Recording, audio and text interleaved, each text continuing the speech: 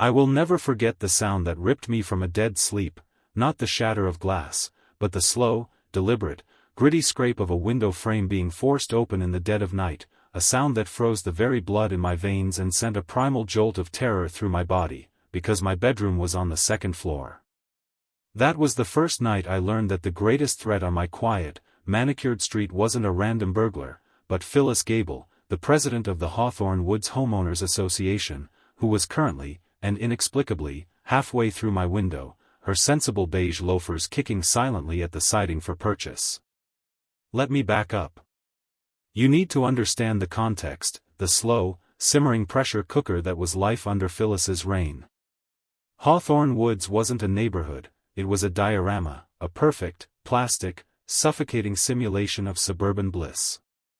The grass was always precisely 2.5 inches high.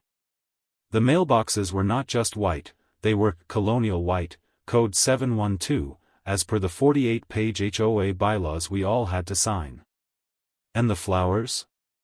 God help you if you planted a geranium where a petunia was aesthetically mandated.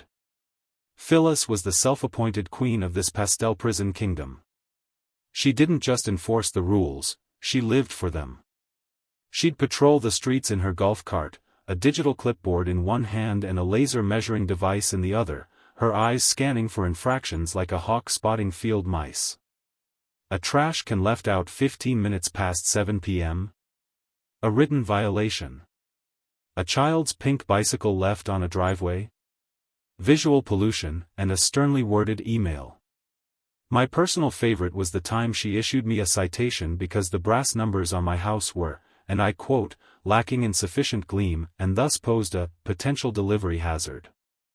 I'd been a thorn in her side for months. It started small. I painted my front door a deep, vibrant teal. It was beautiful. It made me happy. The citation arrived the next day. Door color not pre-approved from the HOA's neutral earth tone palette. I refused to repaint it. I lawyered up, citing some obscure clause about grandfathered-in personalization. I won. The victory was small, but the war was declared. Then came the fence. I wanted to put up a small, white picket fence around my tiny herb garden in the backyard. I submitted the plans. They were denied. White is not an approved fencing material color, approved colors are seal brown or forest shadow. I argued. I appealed. I lost. So, I built it anyway. It was a tiny act of rebellion, a little line of white pickets that stood for my right to have a little damn joy on my own property.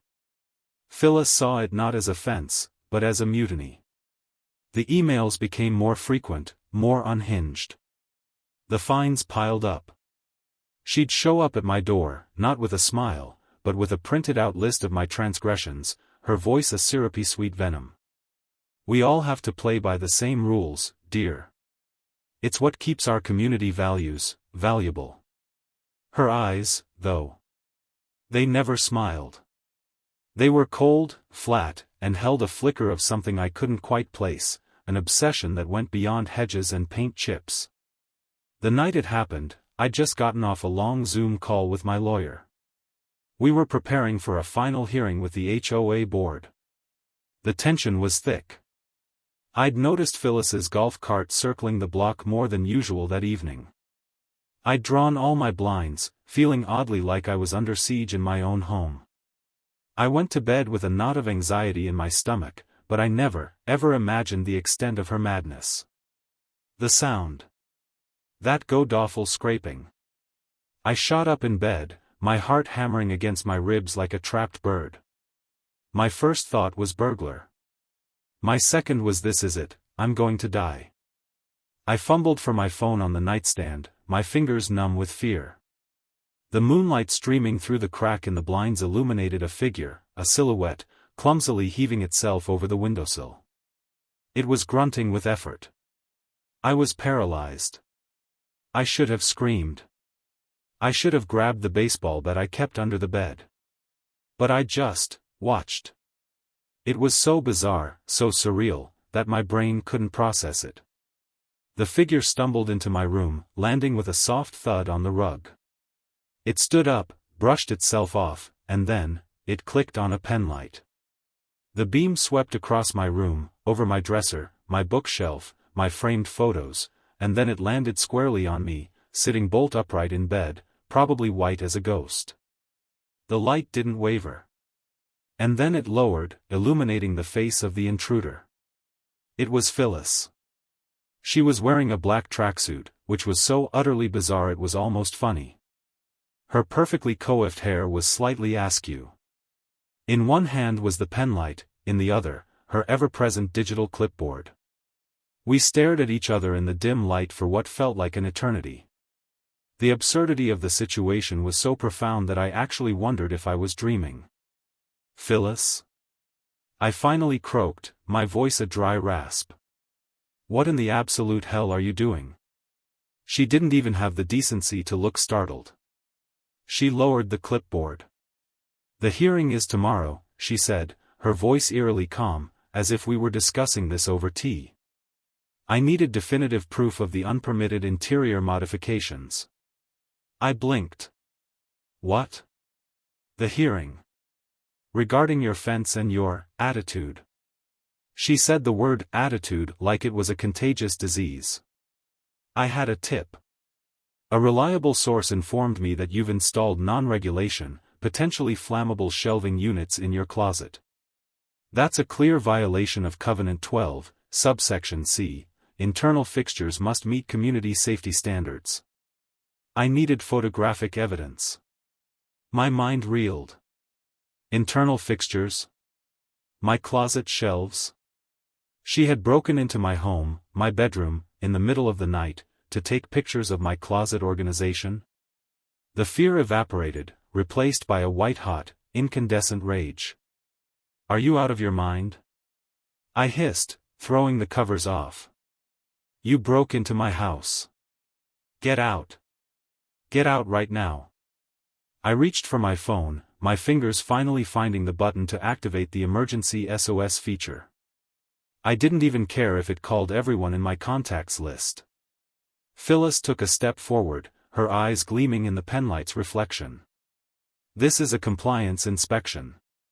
The bylaws allow for inspections to preserve property values. The bylaws do not allow for burglary." I shouted, my voice finally finding its strength. "They don't allow you to crawl through my window at midnight. This is insane." The sound of the siren was distant at first, a faint wail that grew rapidly louder. Red and blue lights soon splashed across my blinds, painting the room in frantic, pulsing colors. Phyllis's calm facade finally cracked. Her head whipped towards the window, her eyes wide with something that looked like confusion. "What have you done?" she whispered, aghast.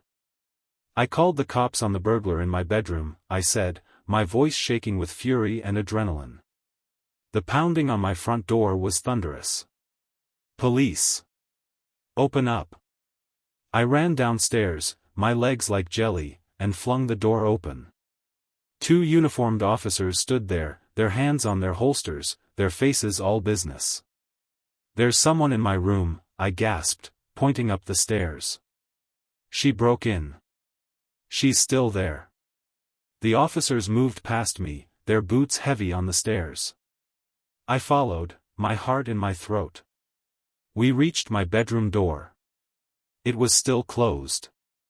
One officer pushed it open, his weapon drawn. The scene inside was even more absurd than before. Phyllis was standing by my bookshelf, her penlight trained on a book spine, her clipboard in hand, as if she were a librarian doing a late-night inventory. "Freeze! Police! Put your hands where I can see them," the officer barked. Phyllis turned slowly, a look of profound indignation on her face. She actually looked offended. "Officers, there is clearly a misunderstanding. I am Phyllis Gable, president of the Hawthorne Woods Homeowners Association. I am conducting a standard compliance inspection." The two cops just stared at her.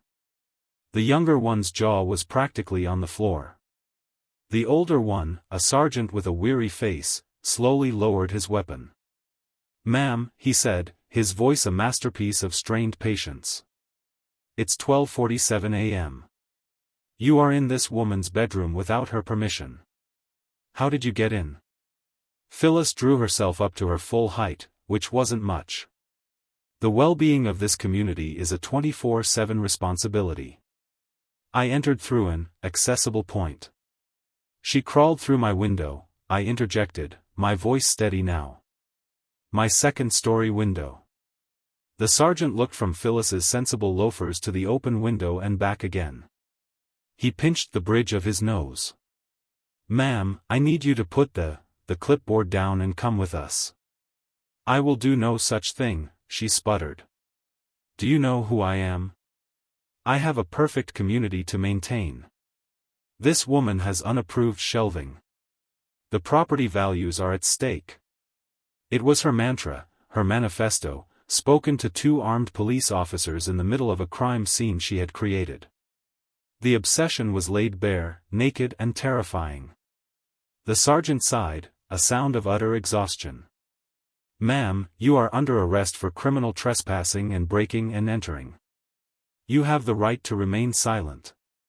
As he recited the Miranda rights, the reality of the situation seemed to finally crash down on Phyllis. The indignation melted away, replaced by a dawning, horrified comprehension. She wasn't a queen dispensing justice, she was a woman in a tracksuit being arrested in someone else's bedroom at midnight. She didn't go quietly. As the younger officer took her by the arm to guide her out, she began to resist, her voice rising to a shrill screech. "You can't do this. The covenants. The bylaws. My authority. Unhand me. That shelf is a fire hazard." It took both officers to get her down the stairs. She kicked. She yelled about fertilizer ratios and gutter styles. She was a whirlwind of insane, bureaucratic fury. The final, perfect, cinematic moment came on my front lawn, under the sterile glow of the streetlights and the pulsating police lights. As they guided her toward the squad car, she twisted in their grip, her eyes locking on mine with pure, unadulterated hatred. "This isn't over," she screamed, her voice cracking. "Your lawn is 0.2 inches over regulation. You'll be hearing from my lawyer." And then, with a final, satisfying click, the sergeant snapped the handcuffs around her wrists. The metal looked absurdly large and final on her thin wrists. The sound shut her up. She stared at the cuffs as if they were a foreign, impossible object. With a firm hand on her head, they guided her into the back of the squad car. She didn't look at me again. She just stared straight ahead, her face a pale, stunned mask behind the glass. Her reign of terror finally, and publicly, ended. The aftermath was a whirlwind. The news, of course, picked it up. HOA president goes rogue in midnight break-in. It was the talk of the town. The HOA board emergency meeting themselves into oblivion, dissolving Phyllis's position and immediately repealing the most insane of the covenants in a desperate attempt at damage control. My lawyer called it the easiest case of his entire career. All charges and fines against me were dropped. My teal door and white picket fence were declared glorious monuments to personal freedom. I still live in Hawthorne Woods. The grass is sometimes a little longer than 2.5 inches. A tricycle might be left on a driveway overnight. And it's beautiful. It feels alive. It feels human. Sometimes, late at night, I'll look at that window. The one she crawled through. I had the lock reinforced, and I planted a thick, thorny rose bush right beneath it. It's a violation of the old bylaws, I'm sure. The color is probably too vibrant. But it's my favorite thing in the whole yard. It blooms like crazy. And every time I see it, I think about the night the tyrant of Hawthorne Woods was dragged out in handcuffs, and I smile. The community values, it turns out, are just fine.